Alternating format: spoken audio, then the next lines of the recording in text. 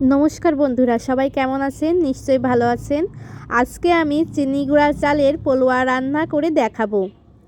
এই যে আমি চালটা খুব সুন্দরভাবে ধুয়ে নিয়েছি, ধুয়ে ঝুড়িতে ঝরতে দিয়েছি জলটি। পোলোয়ার চালে গোলমরিচ, এলাচ, দারচিনি, কাঁচা লঙ্কা আর 3টা তেজপাতা নিয়ে নিয়েছি।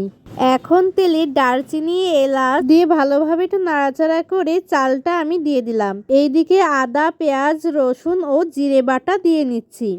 নিয়ে সুন্দরভাবে নাড়াচাড়া করে ভেজে নেব। ভাজাটা কিন্তু ভালো হতে হবে, আর বাদামি কালার হয়ে গেলে বুঝতে হবে পোলোয়ার চাল ভাজা কমপ্লিট। দেখুন আমার পোলোয়ার চালটি ভাজাটা কত সুন্দর হয়েছিল। এইদিকে আমি পরিমাণ মতন জল নিয়ে নিয়েছিলাম, গরম জল নিতে হবে।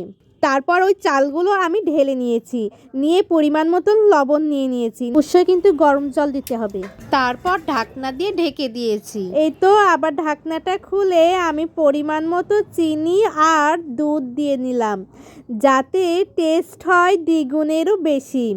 আর হ্যাঁ, পোলোয়াতে কিন্তু অবশ্যই ব্রেস্তা দেওয়া লাগে। আমি ব্রেস্তাটা দিয়ে নাড়াচাড়া করে নিয়েছি। এই তো আমার পোলোয়া রান্নাটা হয়ে গেছে। পোলোয়া রাঁধতে কিন্তু বেশি টাইম লাগে না। আমি সুন্দরভাবে পরিবেশন করে নিচ্ছি। দেখুন তো রান্নাটা কত সুন্দর হয়েছে।